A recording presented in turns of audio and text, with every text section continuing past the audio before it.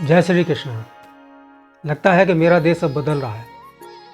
जो लोग पहले पार्टी क्लब में जाकर नव वर्ष मनाते थे, शराब पीकर, बाइक तेज चलाकर, हुअल्लड़ हुड़दंग के साथ में नव वर्ष मनाते थे, और वही युवा अब आजकल इस बार जो है तीर्थों में जाकर, मंदिरों के दर्शन करके, साधु संतों के दर्शन करके, अपने तीर्थों में पवित्र नदियों में स्नान करके इस नव वर्ष को मनाया है।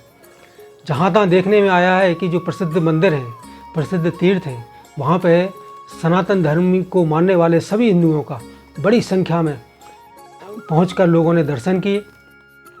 और इस बार ज़्यादातर लोगों ने, किसी ने गऊओं को चारा खिलाया, किसी ने गरीबों को कंबल बांटे क्योंकि सर्दी पड़ रही है, और इस तरह से दान पुण्य करते हुए अपने इस नव वर्ष का शुभागमन का स्वागत किया है। सनातन धर्मी हिंदू जब जागता है तो बहुत देर के लिए जागता है, और जब सोता है तो बहुत देर के लिए सोता है। लेकिन अब कह सकते हैं कि सनातनी धर्मी हिंदू अब जाग रहा है, मेरा देश बदल रहा है। इसके साथ में एक बात और कहना चाहूँगा कि अपनी धर्म और संस्कृति की रक्षा करने के लिए, अपनी धर्म और संस्कृति को बचाने की जिम्मेदारी किस पर है? शास्त्रों पर नहीं है। साधु संत अपना काम कर रहे हैं, लेकिन इसको जो है धरोहर को अपने कंधों पर उठाकर आगे चलकर आगे अपनी पीढ़ी को देना, इसकी जिम्मेदारी युवाओं के कंधे पर है। और आज युवाओं को देखकर हृदय प्रसन्न हो जाता है कि इतनी संख्या में तीर्थों पर दर्शन करने के लिए युवा पहुंच रहे हैं। मंदिरों में लाइन लगी है। मंदिरों में दर्शन करने के लिए युवाओं की भीड़ देखने से बड़ा आनंद आता है, क्योंकि ये देखो, धर्म संस्कृति किसी एक का जिम्मा नहीं है। धर्म संस्कृति जो है केवल पुस्तकों का विषय नहीं है, सजा कर रखने का विषय नहीं है। धर्म संस्कृति जीने का काम है।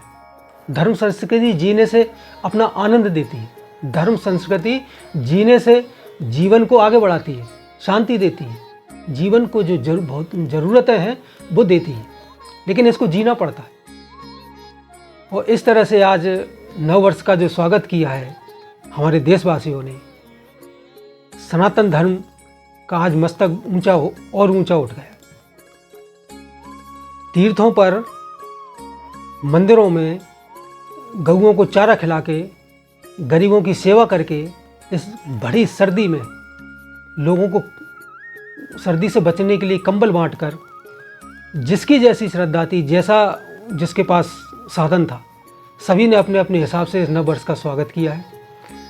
और आशा करते हैं कि इस जिम्मेदारी को उठा करके हम आगे आने वाली पीढ़ी को भी इसी जिम्मेदारी को सौंप दें।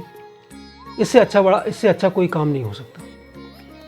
देखिए, सनातन धर्म को न कभी खतरा था, न कभी खतरा है, और न कभी आगे खतरा रहेगा।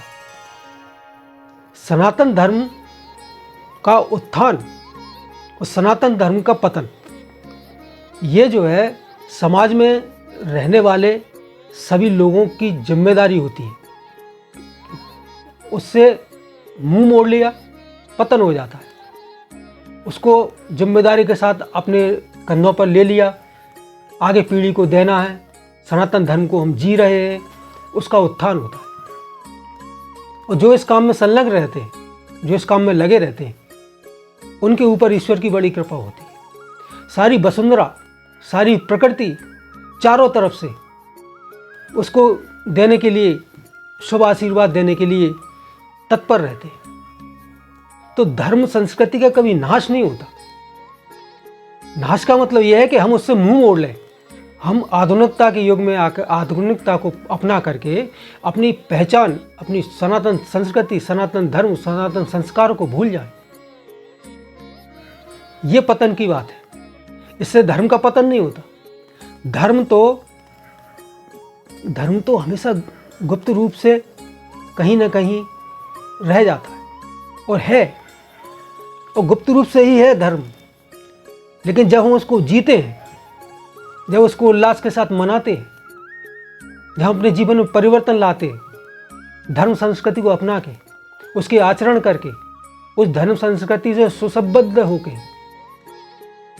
तो वो अपने आप उत्थान की ओर हो जाता है, अपना आशीर्वाद देता है।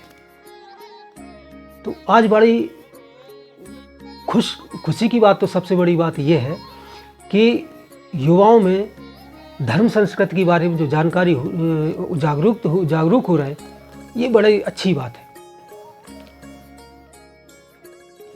किसी भी त्यौहार को मनाने के लिए सभी लोग स्वतंत्र हैं। जिसका जैसा मन है, जैसी बुद्धि है, सब अपने अपने तरीके से मना रहे हैं, जिसका जैसा स्वभाव है, जिसको जो अच्छा लगता है। लेकिन आप विचार करके देखिए कि अपने धर्म को अपना करके, सनातन संस्कृति में रंग बस करके, उसके संस्कारों के साथ जब हम कोई त्यौहार और पर्व मनाते हैं, तो उसकी एक अलौकिक छटा होती है, उसके एक अलौकिक आनंद होता है, उसकी एक अलौकिक शांति होती है, एक संदेश होता है।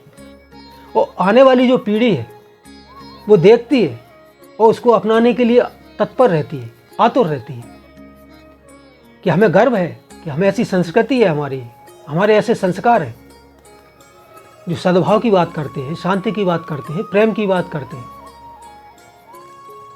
इतनी भीड़ होती है, लेकिन कहीं भी कोई अप्रिय घटना का समाचार नहीं मिलता। कदाचित कहीं मिलता हो, लेकिन अप्रिय घटना का समाचार नहीं मिलता। इससे बड़ा जो है उदाहरण इस सनातन धर्म और संस्कृति का और क्या हो सकता है। हजारों की, लाखों की संख्या में युवा, बुजुर्ग, माताएं, बहनें, बच्चे दर्शन करने के लिए लाइन में लगे हैं और घंटों लगे हैं।